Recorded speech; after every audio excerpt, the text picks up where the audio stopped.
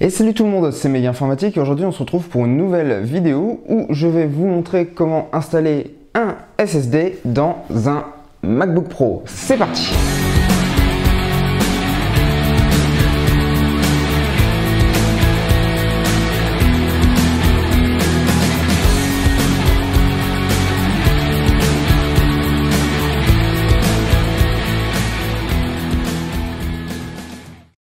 Avant de passer à la liste des pièces, des outils dont vous allez avoir besoin, je tiens à préciser deux choses. La première, c'est qu'il n'y a rien de compliqué à démonter un MacBook Pro comparé à un iMac. Rappelez-vous, on avait déjà démonté un iMac. Le SSD qui est ici, donc c'est un SanDisk Ultra 2, vient déjà de cet iMac. C'est juste que je vous ai montré comment démonter l'iMac pour pouvoir y mettre un petit SSD de 1 Tera Crucial qui possède des performances un petit peu plus avantageuses que celui-ci, même si celui-ci est très bon, j'ai rien à leur dire dessus, il fonctionne bien.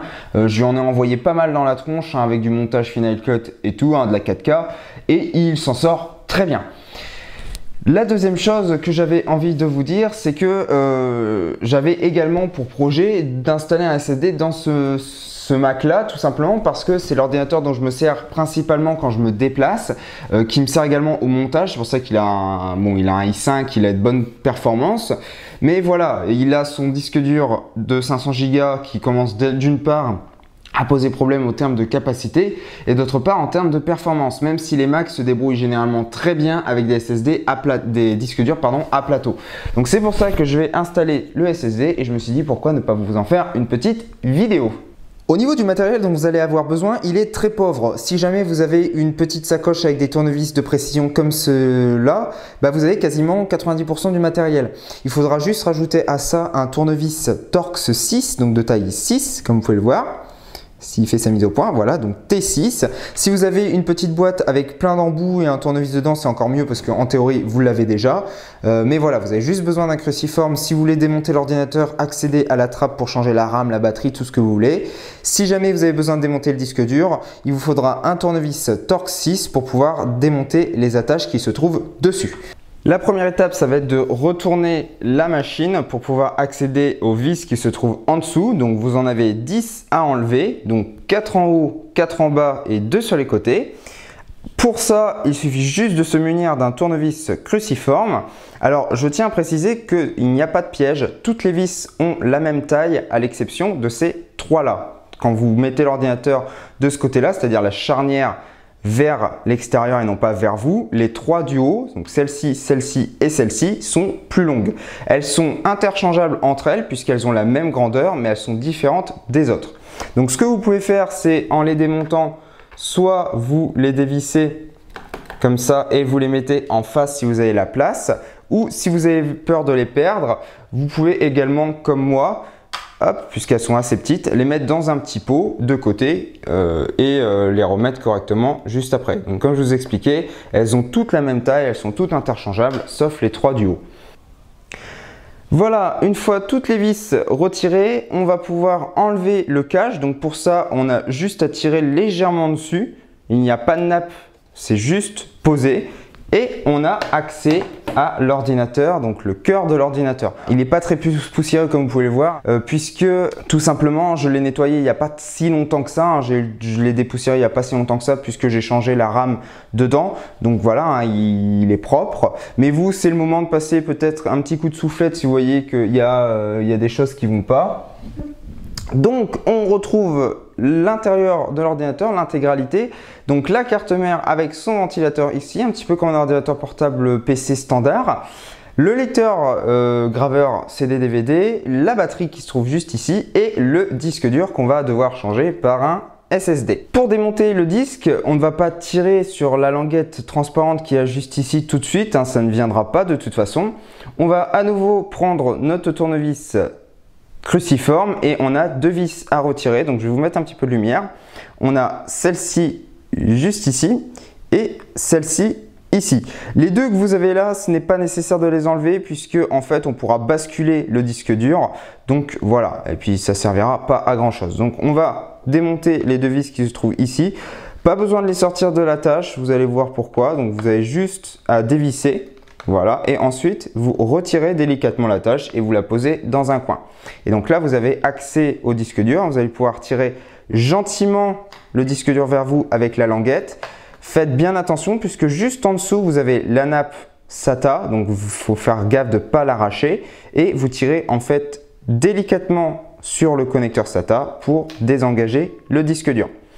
Sur le disque dur, vous avez 4 patins, 4 attaches qu'il va falloir enlever. Donc là, c'est là qu'on va avoir besoin de notre tournevis Torx 6 pour pouvoir démonter les attaches sur les côtés et les mettre sur le SSD. Dernière opération qui n'est pas importante mais que moi je fais, c'est que je récupère la languette ici pour pouvoir la mettre sur le SSD. Donc comme vous pouvez le voir, ce sont des disques slim, des petits disques qui se trouvent dans ces ordinateurs là. Par rapport à un SSD, vous allez voir que l'épaisseur est un chouïa plus fin. Je ne sais pas si vous allez la voir. Voilà, vous allez la voir. C'est un chouïa plus fin. Cependant, ça rentre parfaitement dedans. Et comme vous pouvez le voir, le reste des composants est noir. Le SSD est noir. C'est parfait.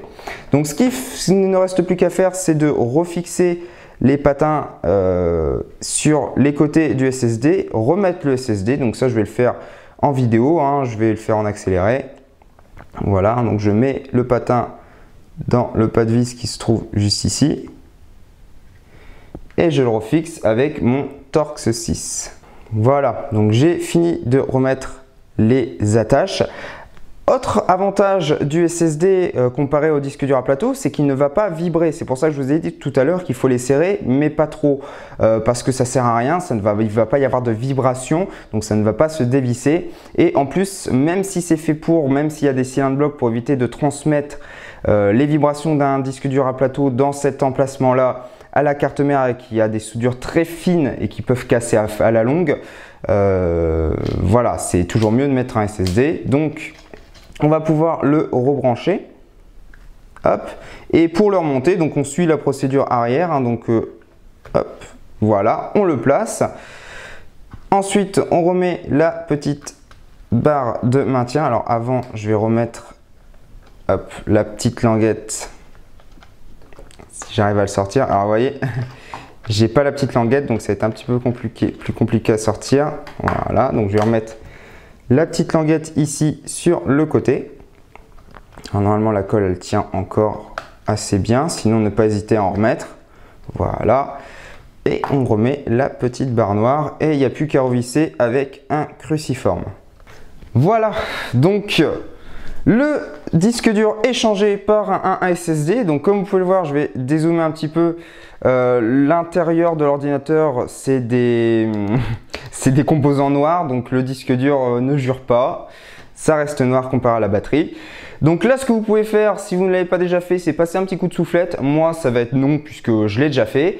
Remonter l'ordinateur. Donc ça, je vais vous le faire en accéléré.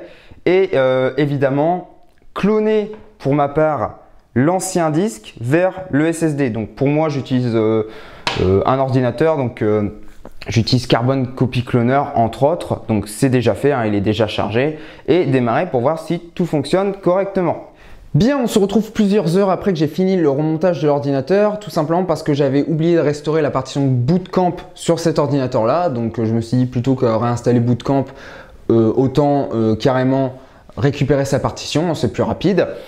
C'est le premier redémarrage que je vais faire depuis que j'ai donc installé le SSD. Donc on va voir si tout fonctionne. On a le dongle de démarrage. Alors pour ceux qui ne le savent pas, le dongle du démarrage que vient de faire le Mac, ça peut vous paraître gênant à la longue, mais c'est un signal sonore en fait qui vous dit que l'autotest en fait du matériel est passé. Donc tout est bon, tout est ok niveau matériel. Autre chose, le Mac il va mettre un certain temps à démarrer, peut-être très long pour un SSD. C'est normal, surtout si jamais vous avez cloné comme moi le SSD à partir d'un disque dur à plateau. Le disque dur à plateau gère les fichiers en les mettant au début du disque le début, donc le système, et à la fin, donc en fait il fait du linéaire. Tandis qu'un SSD en fait lui ce qu'il fait c'est qu'il met les données un petit peu sur toutes les puces et qu'il Donc il homogénise un petit peu tout ça pour que toutes les puces soient utilisées, ce qu'on appelle la commande trim. Donc c'est pour ça que ça peut mettre un petit peu de temps à démarrer. Si jamais vous installez un SSD qui n'est pas répertorié dans les SSD Apple, je vous invite également à télécharger l'application Trim Enable pour pouvoir activer le trim et ainsi ne pas bousiller prématurément votre SSD. Voilà. Au niveau également de ce qu'il faut faire si vous avez fait un clone comme moi, je vous invite à vous rendre dans l'utilitaire de disque, donc dans le dossier application, sous-dossier utilitaire, puis utilitaire de disque ou disque utility. Vous sélectionnez en fait le disque à gauche et vous faites un SOS. Et en fait, ça va exécuter la commande fsck-fy qui va faire de la réparation et de la modification de fichiers s'il y a besoin, s'il y a de la corruption, etc. Ça peut améliorer le démarrage. Également, après un clone, je vous invite à télécharger l'application Onyx si ce n'est pas déjà fait. Quand vous achetez un Mac, de toute façon, il faut de suite acheter, installer l'application Onyx qui est totalement gratuite, elle, et effectuer un nettoyage Onyx. Donc j'ai fait une vidéo pour ça, vous avez une fiche en haut à droite.